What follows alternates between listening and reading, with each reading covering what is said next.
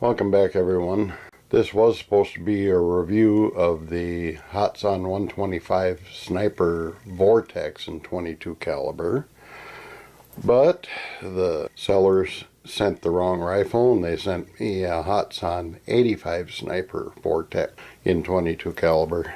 So I figured we may as well take a look at this as long as it's here, and figured I would check it out and see if it was worth keeping. And well, what we have is the Hatsan 85 Sniper in black.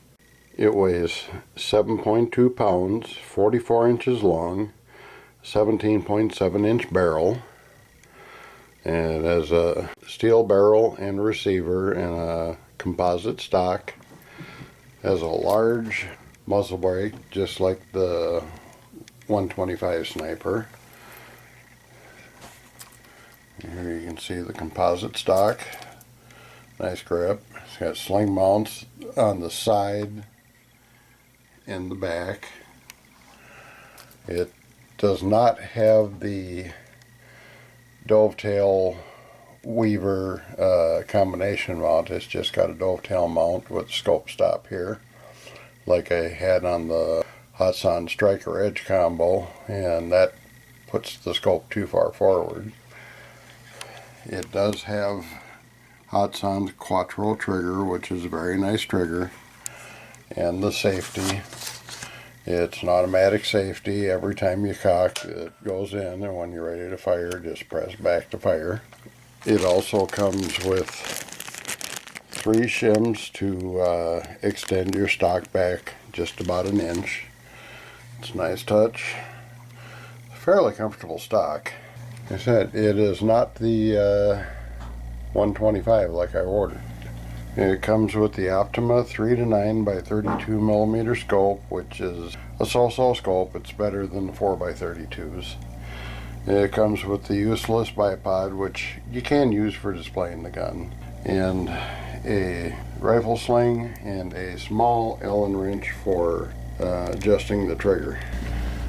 Okay, I have not reviewed the spring version of the 85 Sniper, but I did review the Hatsan Striker Edge combo in 22 caliber, which is a very similar rifle. The receiver's basically the same.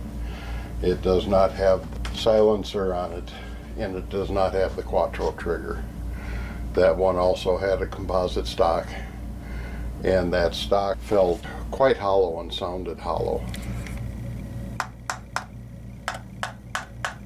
As you can hear, that's got a very hollow sound to it.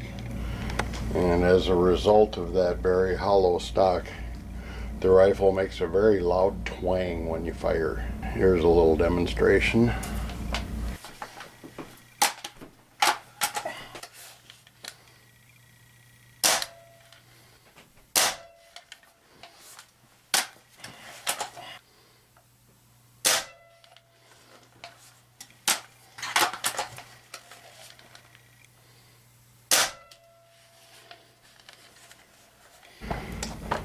This rifle is also a lot harder to cock than the Hatsan Striker Edge 22 caliber.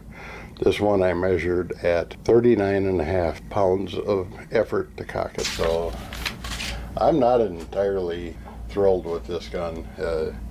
And also, I forgot to mention on the stock, it's got a raised cheek piece for right-handed shooters only, not for left-handed shooters. And for a gun that sells for $240, and with just and a non-adjustable objective scope, I think they could have done a little better job. They could have a slightly more solid stock, dual raised cheek piece, and even the silencer was nowhere near as effective on this rifle as it is the 125 Sniper. The 125 Sniper came in at 95.9 decibels. This one came in at 99.5 decibels. Quite a bit louder. Part of it could have been the twang, but now we're going to compare the power numbers on this thing to the 85 and the Hatsan Striker Edge, which is basically the same. I know Rick at Airgun Web reviewed the 85 Sniper spring version and shooting the RWS Hobby 11.9 grains. He got an average of 825 feet per second. The Hatsan Striker Edge that I reviewed shot those pellets at 839 feet per second. This rifle with the Vortex piston had a low of 682.2, a high of 727.0, an average of 705.2, an extreme spread of 44.75 feet per second, standard deviation 17 feet per second. That only generated 13.14 foot-pounds of muzzle energy, and that is 134 feet per second slower than the Striker Edge. Now the Crosman Premier 14.3s, it shot a low of 659.1, a high of 667.4, an average of 662.5. Extreme spread was only 8.29, standard deviation 3.74, but still only 13.94 foot-pounds muzzle energy. That is 5.07 foot-pounds less than the Hatsan Striker Edge combo with the spring piston. That's 111.2 feet per second slower. Now Rick also did the RWS Superdome 14.5 grains with the 85 Sniper, and he got an average of 784.8. The Striker Edge combo averaged 788.7, so less than 4 feet per second difference. This one averaged 727.2. That is 61.5 feet per second slower and 3 foot-pounds muzzle energy less. The Beeman Cro-Magnon 18.21s averaged 648.1 feet per second. That's 16.99 foot-pounds of muzzle energy. The Striker Edge combo had 18.36, so that is a difference of 25.7 feet per second and minus 1.37 foot-pounds muzzle energy.